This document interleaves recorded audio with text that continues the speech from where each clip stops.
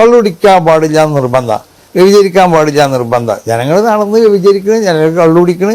ഇപ്പോൾ ഒന്നാമത്തെ ഇപ്പോൾ മയക്കുമരുന്നിൻ്റെ ലോകമല്ലേ ഇപ്പോൾ ഉള്ളത്.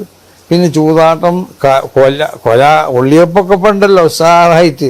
ഞാനൊരു കോയിനെ വരെ അറക്കൂല, എനിക്ക് ആ രക്തം കാണാൻ തന്നെ കഴിയില്ല, അത്രയും മനസ്സ് അത്രയും ഇതാണ്. അപ്പം എങ്ങനെ ഇതൊക്കെ സംഭവിക്കുന്നതാണ് ഇപ്പം നമ്മൾ ആലോചിക്കുന്നത്, ഈ ജനങ്ങൾ അങ്ങോട്ടും ഇങ്ങോട്ടും കൊല്ലുന്നത്. ഇവിടെ പലരും ഇപ്പോൾ മുസ്ലിം എന്നുള്ള പേരുണ്ടാവും, മുസ്ലിം കുടുംബത്തിൽ ജനിച്ചവനായിരിക്കും, ഓനെ ഒരു മുസ്ലിം ആവാൻ ആവശ്യമാവുന്ന ഒരു പ്രധാനപ്പെട്ട ചില വാക്കുകൾ ഘടകമുണ്ട്, അത് ഓൻ ചെയ്തിട്ടുണ്ടാവും. ഓൻ നിസ്കരിക്കുന്നുണ്ടാവില്ല, ഓൻ നോമ്പ് വയ്ക്കുന്നുണ്ടാവില്ല, അവൻ കള്ളുടിക്കുന്നുണ്ടാവും, ഓൻ വ്യഭിചരിക്കുന്നുണ്ടാവും, ഓൻ അതുപോലെ ഇസ്ലാം നിരോധിച്ച എല്ലാ സംഗതികളും ചെയ്യുന്നുണ്ടാവും. എന്നിട്ട് അപ്പോൾ നമ്മൾ അവനെ കൊണ്ട് ഇസ്ലാമിനെ വിലയിരുത്താൻ പറ്റൂല. അപ്പോൾ ഇസ്ലാം എങ്ങനെയാണെന്നുള്ളത് നമ്മൾ വിലയിരുത്തേണ്ടത് ഇസ്ലാമിൻ്റെ നിയമങ്ങളൊക്കെ പൂർണ്ണമായും കൊണ്ട് അനുസരിച്ച് ജീവിക്കുന്ന ആളുകളുണ്ടാവും, അവരെ കൂടിയാണ് നമ്മൾ ഇസ്ലാമിനെ വിലയിരുത്തേണ്ടത്. നമസ്കാരം ഗൈസ്. അപ്പോൾ ഇത് കേട്ടില്ലേ ഉസ്താദ് പറഞ്ഞത്, ഇപ്പോൾ കുറച്ച് മുമ്പ് കാണാനിടയ ഒരു വീഡിയോ ആണ്. അപ്പോൾ ഇതിങ്ങളുടെ ഈ കോമഡി കേട്ട് മടുത്ത്. അപ്പോൾ ഇതിങ്ങനെ പറഞ്ഞ് പറ്റിക്കുകയാണെങ്കിൽ ആൾക്കാർക്ക് ഇതൊന്നും അറിയാൻ പാടെന്നാണ് വിചാരം കോയമാരുടെ. ഇസ്ലാം അതാണ്, കിസ്ലാം ഇതാണ്, വ്യഭിചരിക്കാൻ പാടില്ല അത് ഹറാമാണ്, മദ്യപിക്കാൻ പാടില്ല അത് ഹറാമാണ്, പിന്നെ ഇതെല്ലാം സ്വർഗത്തിൽ നിന്നാൽ കിട്ടും, ഹൂറിമാരും ഒക്കെ ഉണ്ട്, അങ്ങനെയൊക്കെയാണ്. എന്നിട്ട് ഇവിടെ ആരും ഒന്നും ചെയ്യുന്നുമില്ല. കണ്ടവൻ്റെ മണ്ണിനും പൊന്നിനും പെണ്ണിനും വേണ്ടി ജീവിച്ചവനാണ് ഈ മുഹമ്മദ് എന്ന് പറയുന്നത്. എന്നിട്ട് ഉസ്താദ് പറയുന്നതാണ്, പലതും കാണിക്കുന്നവന്മാരുണ്ട്, അവരെ വെച്ച് നോക്കിയിട്ട് കാര്യമില്ല, ഇസ്ലാമിൻ്റെ നിയമങ്ങൾ അനുസരിച്ച് പോകുന്നവനുണ്ട്, അവനെ വെച്ചിട്ടാണ് ഇസ്ലാമിനെ വിലയിരുത്തേണ്ടതെന്ന്. ഇസ്ലാം എന്ന് പറയുന്നത് മുഹമ്മദ് നബിയാണ്, അതിലും വലിയ സംഭവമൊന്നുമല്ല. മുഹമ്മദ് നബി കൊണ്ടുവന്ന സാധനമല്ല ഇസ്ലാം, മുഹമ്മദ് നബിനെ വെച്ചിട്ടാണ് ഇസ്ലാമിനെ വിലയിരുത്താനുള്ളത്. അത് ആൾക്കാർക്ക് അറിയാൻ പാടില്ലെങ്കിൽ കേട്ടോ. ഇസ്ലാം എന്ന് പറയുന്നത് മുഹമ്മദ് നബിയാണ്, അള്ളാഹു എന്ന് പറയുന്നത് മുഹമ്മദ് നബിയാണ്. അപ്പോൾ മുഹമ്മദ് നബീനെ വെച്ചിട്ടാണ് നമ്മൾ വിലയിരുത്തേണ്ടത്. അപ്പോൾ മുസ്ലിം എന്ന് പറയുന്ന വ്യക്തി, ഏത് മുസ്ലിം എന്ന് പറയുന്ന വ്യക്തിയും ഉൾക്കൊള്ളുന്ന ഒരു വ്യക്തിത്വമാണ് ഈ മുഹമ്മദ് എന്ന് പറയുന്നത്. മുസ്ലിം എന്ന് പറഞ്ഞ സംഭവം ഇത് ആൾക്കാർക്ക് അറിയാൻ പാടില്ലെങ്കിൽ അതിൻ്റെ ഡെഫിനേഷൻ കേട്ടോ. അള്ളാഹുവിലും മുഹമ്മദിലും ഖുറാനിലും വിശ്വസിക്കുന്നവരാണ് ഒരു മുസ്ലിം എന്ന് പറഞ്ഞത്, ഇസ്ലാം മത വിശ്വാസി. അതാണ് ഡെഫിനിഷൻ.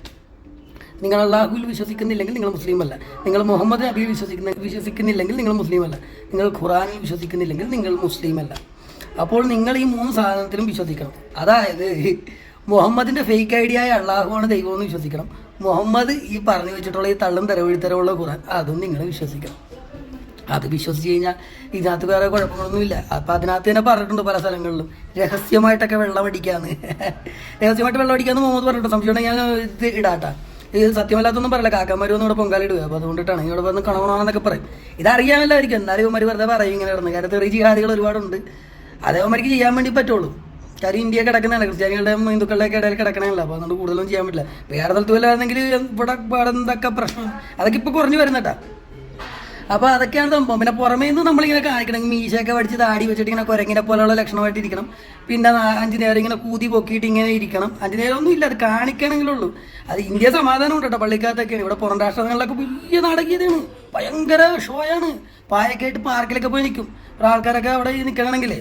ഇത് നമ്മൾ കാണണതാണ്. ഞാൻ ഇങ്ങനെ പായൊക്കെ ആയിട്ട് പാർക്കിൽ വന്ന് ഈ നമ്മുടെ കമിതാക്കളൊക്കെ വെള്ളക്കാർ ഒക്കെ കമിതാക്കളുണ്ടല്ലോ, ലവേഴ്സൊക്കെ വന്നിരിക്കുന്ന പാർക്കിലൊക്കെ ഉണ്ടെങ്കിൽ അവിടെ സീൻ പിടിക്കാനൊക്കെ പോയി നിൽക്കും. ഈ പായൊക്കെ ആയിട്ട് വന്ന് അവിടെ വിരിച്ചിട്ട് അവിടെ ഒന്ന് നിസ്കരിക്കുന്ന പോലെ ഇങ്ങനെ ഇരിക്കും. എന്നിട്ട് ഇതാണ് പണി. അപ്പോൾ ആൾക്കാരെ കാണിക്കണം, ഞാൻ ഭക്തനാണ്, ഞാൻ അതാണ്, ഞാൻ ഇതാണ്, ഞാൻ വലിയ പുണ്യാളനാണെന്നൊക്കെ. എന്നിട്ട് വിശ്വസിക്കുന്ന നേരത്തെ ഒരു പണിയും തരും. അപ്പോൾ അതാണ് കാക്കാൻ്റെ സ്വഭാവം എന്ന് പറയുന്നത്. അപ്പോൾ അങ്ങനെയാണ് വിലയിരുത്താനുള്ളത്. അതാണ് മുഹമ്മദ് എന്ന് പറയുന്നത് ഒരു കോവേർട്ട് നാർസിസിസ്റ്റാണ്, ഒരു മനോരോഗിയാണ്. അത് അന്നത്തെ കാലത്ത് അങ്ങനെ മനോരോഗ വിദഗ്ധരൊന്നും ഇല്ലാത്ത കാരണം മുഹമ്മദ് ഇങ്ങനെ രക്ഷപ്പെട്ടു പോയി. ആ മനോരോഗം മുഹമ്മദ് കുത്തിവെച്ചിട്ടാണ് ഇസ്ലാം ഉണ്ടാക്കിയത്. അങ്ങനെയുള്ള മനോരോഗികളെ ദിനംതോറും സൃഷ്ടിച്ചുകൊണ്ടിരിക്കുന്ന ഒരു മതമെന്ന് പറയുന്ന ഒരു മാഫിയ സംഘടനയാണ് ഇസ്ലാം എന്ന് പറയുന്നത്. അതാണ് ഇതിനകത്ത് പറയുന്നത്. ഇതിനകത്ത് ഇസ്ലാം മത വിമർശനമൊക്കെ നടത്തുന്നവർ പല രീതികളിലും വിമർശിക്കുന്നുണ്ട്. ഖുറാനിലുള്ള നിയമങ്ങളൊക്കെ എടുത്ത് വെച്ച് ഇവരെ വിമർശിക്കുന്നുണ്ട്. അതുകൊണ്ടൊന്നും ഒരു കാര്യമില്ല, അത് നിരുത്സാഹപ്പെടുത്തുന്നില്ല, നല്ലതാണ്. കാര്യം എന്ന് വെച്ച് കഴിഞ്ഞാൽ അതിനകത്ത് തന്നെ എഴുതിയിരിക്കുന്ന കാര്യങ്ങളല്ല. പക്ഷെ എൻ്റെ രീതി അങ്ങനെയല്ല, ഞാനുള്ള കാര്യം സ്ട്രൈറ്റ് ആയിട്ട് തന്നെ പറയും. അങ്ങനെ പറയുമ്പോഴത്തേക്കും ആൾക്കാർക്ക് മനസ്സിലാവും. ആൾക്കാർ പറയാൻ പറ്റാത്ത ചില കാര്യങ്ങളാണ്, അല്ലെങ്കിൽ ആൾക്കാർക്ക് അങ്ങനെ ഫേസ് ചെയ്യാൻ പറ്റാത്ത കാര്യങ്ങളാണ്. അത് അങ്ങനെ പറയാൻ എന്നെ കൊണ്ട് നടക്കുള്ളൂ എന്ന് എനിക്ക് തോന്നുന്നു. അപ്പോൾ അതുകൊണ്ടിട്ടാണ് ഞാൻ പറയുന്നത്. ഖുറാനിലെ സാധനങ്ങളൊക്കെ എടുത്ത് വെച്ച് പറയുകയാണെങ്കിൽ അത് ഉമ്മരൊന്നും അംഗീകരിക്കാൻ വേണ്ടി പോകുന്നില്ല. കാര്യം ഉമ്മരിക്ക് അത് അറിയാൻ പാടില്ല എന്നിട്ടല്ലേ. ഇത് നന്മയും തിന്മയൊക്കെ ഉമ്മരിക്ക് അറിയാം, പൊട്ടന്മാരല്ലല്ല. പിന്നെ ഇത്രയുമൊക്കെ ആക്കുന്നത് എന്നിട്ടും അറിയാൻ പാടില്ലെന്ന് പറഞ്ഞാൽ എങ്ങനെയാണ്? അപ്പോൾ അറിയാൻ പാടില്ല. ഇവന്മാരുടെ ഈ വൃത്തികേടും മനോരോഗത്തിനും ഒത്ത ഒരു സംഭവം, ലൈസൻസ് കിട്ടുന്ന ഒരു സംഭവം ഇസ്ലാം പോലെ വേറെ ഇല്ല. അപ്പോൾ അത് കടിച്ചു പിടിച്ചോണ്ടിരിക്കും. അപ്പോൾ അങ്ങനെ ഒരു സംഭവമാണ്.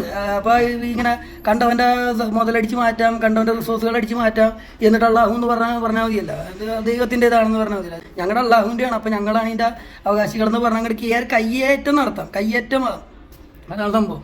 അതുകൊണ്ടിട്ടാണ് ഞാൻ ഇതിനെ വിമർശിക്കുന്നത്. എല്ലാവരും ഇതിനെ വിമർശിക്കുന്നത്. മനോരോഗം, അത് മനോരോഗമാണ് മോനെ. കാര്യം അതിനകത്ത് ഈ മുസ്താദിനെല്ലാം പറയാൻ പറ്റില്ലെങ്കിൽ ചിലപ്പോൾ പറയില്ലായിരിക്കും. കാര്യം എന്ന് വെച്ച് കഴിഞ്ഞാൽ എനർജറ്റിക്കലി ഒരു സംഭവം ഉണ്ട്. ഓരോ മനുഷ്യർ എന്ന് പറയുന്നത് ഒരു എനർജറ്റിക് കോഡാണ്. കാര്യം ഒരു മനുഷ്യൻ വന്ന് പറ്റിയിരിക്കുമ്പോഴത്തേക്കും നമുക്ക് ചില മനുഷ്യരോട് എല്ലാവർക്കും തോന്നുന്നൊരു കാര്യമോ ചില മനുഷ്യരോട് ഇഷ്ടം തോന്നും. കാരണം അവരുടെ എനർജിയാണ്. കാരണം അവർ അങ്ങനത്തെ ഒരു എനർജിയുള്ള മനുഷ്യരാണ്. അവരൊരു നന്മയുള്ള മനുഷ്യനാണ്. അത് നമുക്ക് വന്നിരിക്കുമ്പോൾ അതെന്ത് തന്നെ പറഞ്ഞാലും പറഞ്ഞില്ലെങ്കിലും ചില മനുഷ്യർക്ക് മനസ്സിലാക്കാനുള്ള കഴിവ് കുറച്ച് കൂടുതലാണ്. ഇൻറ്റ്യൂറ്റീവ് കഴിവ് കുറച്ച് കൂടുതലാണ്. ഇമോഷണൽ ഇൻ്റലിജൻസ് ഒക്കെ കൂടുതലാണ്. അവർക്ക് പെട്ടെന്ന് മനസ്സിലാക്കാൻ പറ്റും. അത് കാക്കാൻ പറ്റില്ല, അതില്ല. കാക്കാൻ പറ്റാതെ കാണിക്കുന്നു, ഈ അഭിനയം കാണിക്കുന്നു മാത്രമേ ഉള്ളൂ. ഞാൻ നേരത്തെ പറഞ്ഞ പായൊക്കെ പൊക്കിക്കൊണ്ട് പാർക്കി വന്ന് നിന്ന് ഇങ്ങനെ പൊറാട്ട് നാടകം കാണിക്കുന്ന പോലത്തെ ഒരു സംഭവമാണ്. അത് കാക്കാൻ പറ്റിയുള്ള സംഭവമാണ്.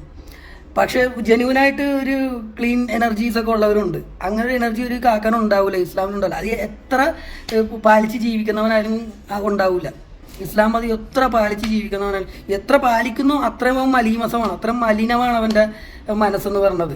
ഇസ്ലാം മതം എത്ര അവൻ പാലിച്ച് ജീവിക്കുന്നു അത്രയും മലിനമാണ്, അത്രയും അവന് ദൈവത്തിലേക്കുള്ള കണക്ഷൻ ഇല്ല, ആത്മീയതയുമായിട്ടുള്ള കണക്ഷൻ ഇല്ല. അവൻ ഈ പാലിച്ച് ജീവിക്കുന്നവനാണ്.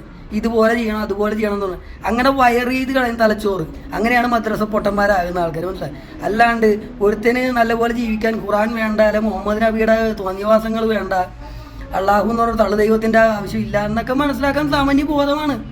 അങ്ങനെ മനസ്സിലാക്കി ജീവിക്കുന്നവരുണ്ട്. അവന് തെറ്റും ശരിയൊക്കെ അവനറിയാം, എൻ്റെ ആവശ്യമൊന്നുമില്ല, അവനത് പാലിക്കുകയില്ല. അങ്ങനെയുള്ളവരൊക്കെയാണ് ഈ മുസ്ലിമൊക്കെ ആയിട്ട് വരുന്നത്. ഞാൻ പലപ്പോഴും വീഡിയോ ചെയ്യുന്ന ഈ ആരിഫ് ഹുസൈൻ എന്നൊക്കെ പറയുന്ന വ്യക്തി അങ്ങനെയൊക്കെയുള്ള മനുഷ്യനാണ്. സാമാന്യ ബോധം അതിൽ കൂടുതലൊക്കെയുള്ള മനുഷ്യരാണ്. അപ്പോൾ അതുകൊണ്ട് അവരത് നിൽക്കില്ല. അപ്പോൾ ഇസ്ലാമിനെ നിങ്ങൾ കാണേണ്ടത് അങ്ങനെയാണ്, ഇസ്ലാമിനെ കാണേണ്ടത്. അല്ലാണ്ട് മതസൗഹാർദ്ദത, മതേതരത്വം എന്നൊന്നും പറഞ്ഞ് നിങ്ങൾ കാണരുത്. ഇസ്ലാമിന് വളം വെച്ച് കൊടുക്കരുത്. ഇത് വൃത്തികെട്ട കാര്യമാണ്. പിന്നെ ഇവന്മാർ വന്ന് പറ്റ നിൽക്കുമ്പോഴും അത് ബാക്കിയുള്ളവന് മലീമസമാക്കാനായിട്ടുള്ള ഒരു പവർ ഈ ഇസ്ലാമിനുണ്ട്, ഇസ്ലാം വിശ്വാസികൾക്കുണ്ട്. കാരണം അതിൻ്റെ ഒരു അരൂപി അങ്ങനെയാണ്, മനസ്സിലായോ?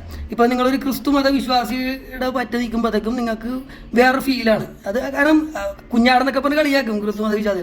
പക്ഷെ അതാണ്, അവൻ കുഞ്ഞാടെല്ലാം പോകാത്ത മാതിരി ഇരുന്നാലും അവൻ്റെ അടുത്ത് പോക്കത്തരം കാണിച്ചൊരു ഇടിച്ച് മൂഞ്ഞി പൊളിക്കാനുള്ള ശക്തി ഉണ്ട്. പക്ഷെ അവനെ ചെയ്യില്ല. കാര്യം ആ ഇൻഡോക്ട്രേഷൻ അവൻ്റെ ഉള്ളിലുള്ളതുകൊണ്ടിട്ടാണ്. അവൻ ക്രിസ്തു മത വിശ്വാസി ആയതുകൊണ്ടിട്ടാണ്. ക്രിസ്തുവിൽ റൈസ്റ്റ് കോൺഷ്യസ് എന്ന് പറഞ്ഞ സംഭവമുണ്ട്, അത് ഉൾക്കൊള്ളുന്നവനായതുകൊണ്ടിട്ടാണ് അവനത് ചെയ്യാത്തത്. അങ്ങനെ ഒരു മനുഷ്യനെ മനുഷ്യനാക്കാനുള്ള കപ്പാസിറ്റി ക്രിസ്തു മതത്തിനുണ്ട്. ക്രിസ്തു മതത്തിന് വേണ്ടി സപ്പോർട്ട് ചെയ്യണമല്ലേ? അത് ഞാൻ പറയാൻ കാരണം അതിനകത്തൊരു ആത്മീയത ഉണ്ടെന്നാണ് പറഞ്ഞത്. അതാണ് ആത്മീയത എന്ന് പറഞ്ഞത്. അതുപോലെ തന്നെ ഹിന്ദു മതത്തിനും അതിൻ്റെതായിട്ടുള്ള ആത്മീയതകളുണ്ട്, പല പല ആത്മീയ സത്യങ്ങളുണ്ട്. അങ്ങനെ പലതിലുമുണ്ട്. എന്തിന് ജൂത മതത്തിലുണ്ട്, അതിനകത്തുനിന്നൊക്കെ വന്ന് ഇസ്ലാമിലതില്ല. ഇസ്ലാം മനുഷ്യരുടെ പൊക്കത്ത് കുറ്റം ചുമത്തി വെച്ചിട്ടുണ്ടായ മതമാണ്. അങ്ങനെയാണ് വളരുന്നത്, മനസ്സിലായി. അവൻ പോക്കത്തരം കാണിച്ചിട്ട് ഇപ്പം ഈ വീഡിയോ വരുമ്പോൾ തന്നെ നിങ്ങൾ ചിലപ്പോൾ കണ്ടോ, വന്ന് തെറി പറയും. ഇതിനകത്ത് സത്യകേടൊന്നും ഞാൻ പറയില്ല. വന്ന് തെറി പറഞ്ഞിട്ട് ബാക്കിയുള്ളവരെ കൂടെ തെറി പറയിപ്പിക്കും. അതാണ് ഞാൻ പറഞ്ഞത്. എന്നിട്ട് കിടന്ന് കരയുകയും ചെയ്യും. പലസ്തീനിൽ കിടന്ന് അനുഭവിക്കണണ്ട. കയറി അങ്ങോട്ട് അതിക്രമം അങ്ങോട്ട് ആ ലാൻഡ് പിടിച്ച് ആ നാട് പിടിച്ചെടുക്കാനായിട്ട് നോക്കണേ. കയറി വെറ്റി പെരുകി ഇങ്ങനെ പട്ടി പെറ്റപോലെ ഇങ്ങനെ. എന്നിട്ട് അവിടെ നിന്ന് അവരെ ആക്രമിക്കാൻ കൂടി ചെയ്യണം. എന്നിട്ട് ഇപ്പോൾ അടി കിട്ടിയപ്പോൾ കിടന്ന് മോങ്ങുകയും ചെയ്യണം. എന്നിട്ട് അവിടെ കിടന്ന് പൊറാട്ട് നാടകം. ഹമാസിനെ ഒളിപ്പിച്ച് ഹമാസിൻ്റെ മുമ്പിൽ പെണ്ണുങ്ങളും കൊച്ചുങ്ങളുമായിട്ടൊക്കെ എന്നിട്ട് ഇപ്പോൾ കൊച്ചുങ്ങളെ കൊല്ലണ ആളാണ് ബെഞ്ചമിൻ നെതന്യാഹു എന്ന്. കൊച്ചുങ്ങളെ കൊല്ലാൻ വേണ്ടി പറഞ്ഞു വിടുന്ന ഈ ഹമാസാണ്. അതിന് വളം വെച്ച് കൊടുക്കുന്നത് ഈ മറ തീർക്കുന്ന മുസ്ലിങ്ങളാണ്. എന്നിട്ട് അവർക്ക് കുറ്റം. അപ്പോൾ അതാണ് ഇസ്ലാം എന്ന് പറഞ്ഞാൽ. ഇസ്ലാം എന്ന് പറഞ്ഞാൽ നാടകം കളിയാണ്. അപ്പം അങ്ങനെയാണ് ഇസ്ലാമിനെ മനസ്സിലാക്കേണ്ടത്. പ്രിയപ്പെട്ട തങ്ങൾ കേൾക്കുവാണെങ്കിൽ തങ്ങൾ മനസ്സിലാക്കിക്കോ. അപ്പം അങ്ങനെ ആൾക്കാർ മനസ്സിലാക്കുമ്പോൾ, നിങ്ങൾ മനസ്സിലാക്കുമ്പോൾ ഇസ്ലാം പതിയെ നിൽക്കും. നിങ്ങളെപ്പോലെ ഇതിനകത്തുനിന്ന് കഞ്ഞി കുടിക്കുന്ന ആൾക്കാരെ കഞ്ഞി കുടി നിൽക്കും. അതോടെ ആഫീസും പൂട്ടും. Good night.